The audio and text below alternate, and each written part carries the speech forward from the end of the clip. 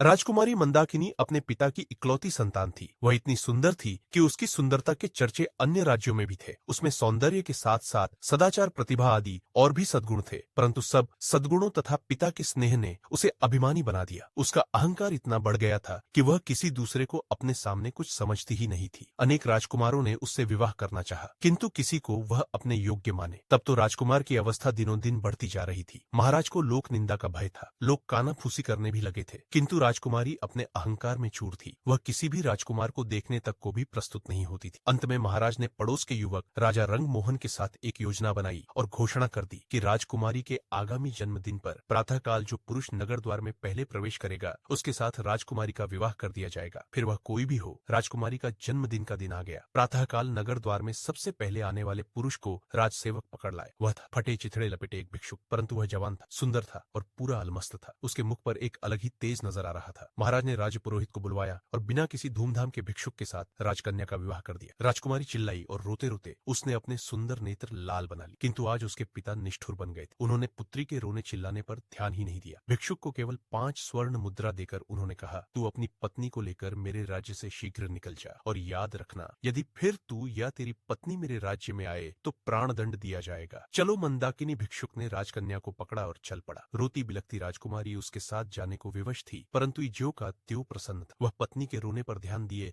बिना गीत गाता चल रहा था। राजकन्या को पैदल ही पिता के राज्य से बाहर जाना पड़ा। भिखारी उससे मधुर भाषा में बोलता, उसे प्रसन्न करने का प्रयत्न करता। पर्याप्त दूर जाने पर जंगल में नदी किनारे एक फूस की झोपड़ी में दोनों पहुंचे। भिखारी ने कहा, अब यही तुम्हारा घर है। तुम्हें स्वयं अब जंगल के पत्ते और लकड़ियां लानी पड़ेगी। कंदमूल जो कुछ मिलेगा उसे उबाल कर खाना पड़ेगा। पास के गांव में लकड़ियां बेचने जाना होगा। मैं भी जितना बन सकेगा तुम्हारी सहायता करूंगा। राजकन्या के लिए यह जीवन बहुत दुखद था, किंतु व्यवस्था सब करा लेती है। उसे एक ही सुख था कि भिखारी उसके साथ बहुत प्रेम पूर्ण व्यवहार करता था। कुछ दिन ऐसे ही बीत गए। फिर एक दिन भिखारी ने झोपड़ी छोड़ दी और मंदाकिनी को लेकर वह एक गांव में आया। वहां वे दोनों एक खंडहर जैसे घर में रहने लगे। भिखारी कहीं से कुछ पैसे ले आया और उससे उसने मिट्टी के बर्तन खरीद। पत्नी से कहा, इन बर्तनों को बाजार में ले जाकर बेचाओ। किसी समय जो राजकन्या थी उसके लिए सिर पर बर्तन उठाकर बाजार में जाना बड़ा कठिन काम, किंतु मरती क्या कर, उसे जाना पड़ा। भिखारी ने उसे स्पष्ट कह दिया कि यदि उसकी आज्ञा का पालन न करना हो तो वह मंदाकिनी को छोड़कर चला जाएगा। बेचारी मंदाकिनी बर्तन सिर पर उठाकर बाजार गई। उसे बर्तन बेचना तो आता नहीं था, दूसरों से नम्र व्यवहार करना भी नहीं आता था। बाजार में बर्तन रखकर वह उनके पास खड़ी रही, क्योंकि जमीन पर बैठना उसे बहुत बुरा लग रहा। उसे कुछ ही देर वहां खड़े हुई थी कि एक घुड़सवार युवक बाजार में आया। उसने मंदाकिनी से बर्तनों के दाम, मंदाकिनी ने रूखे स्वर में दाम बताए तो घुड़सवार लौट पड़ा। मोड़ते समय उसका घोड़ा भड़क, फलत घोड़े के पैरों की ठोकर से सब बर्तन। घुड़सवार बिना कोई ध्यान दिए वहां से चला गया। अब मंदाकिनी को टो तो खून नहीं बेचा। रोती हुई घर लौटी भिखारी आते ही क्रोधित होगा। यह बात सोच सोच कर उसके प्राण सूखे जा रहे। भिखारी आया तो देखा, रो रो कर मंदाकिनी की आंखें सूज गई। वह कुछ नहीं बोला, परंतु दूसरे दिन कहा, मंदाकिनी, तुम्हें कुछ नहीं आता। मिट्टी के सभी बर्तन टूट गए। अब हम दोनों का निर्वाह कैसे होगा? एक उपाय है, नगर में चलते हैं। सुना है राजा रंगमोहन बहुत दयालु है। उसकी पाकशाला में तुम्हें कोई नौकरी दिलवाने का प्रयत्न करूंगा। तुम्हें काम मिल जाए तो तुम्हारी ओर से निश्चिंत होकर मैं भी कहीं अच्छे पैसे वाला ढंग का काम ढूंढ लूंगा। कुछ धन एकत्र हो जाने पर कोई व्यापार कर लूंगा और तब तुम्हें भी अपने पास बुला लूंगा। राजा रंगमोहन का नाम सुनकर मंदाकिनी ने लंबी सांस ली। एक समय इस नरेश ने उससे विवाह करने का प्रस्ताव किया। आज वह राजरानी होती, किंतु हाय रे, यह घमंड, आज उसी राजभवन में वह दासी बनने जा रही है। जाने के अतिरिक्त कोई दूसरा रास्ता नहीं था। मंदाकिनी नगर में गई और राजा की पाकशाला में उसे नौकरी मिल गई। भिखारी उससे विदा होकर कहीं चला गया। मंदाकिनी का गर्व नष्ट हो गया था, उसका स्वभाव बदल गया था। अब वह अत्यंत विनम्र, परिश्रमी और सावधान सेविका बन गई। रसोई घर की अध्यक्षा रंभा कुमारी उसके कार्य से अत्यंत संतुष्ट थी। बसंत पंचमी आई। राजा रंगमोहन का जन्मदिन था। सभी सेवकों को इस दिन नरेश अपने हाथ से पुरस्कृत करते थे। दूसरी सेविका के साथ मंदाकिनी को भी राजसभा में जाना पड़ा। जब सब सेवक पुरस्कृत हो चुके और सब सेविका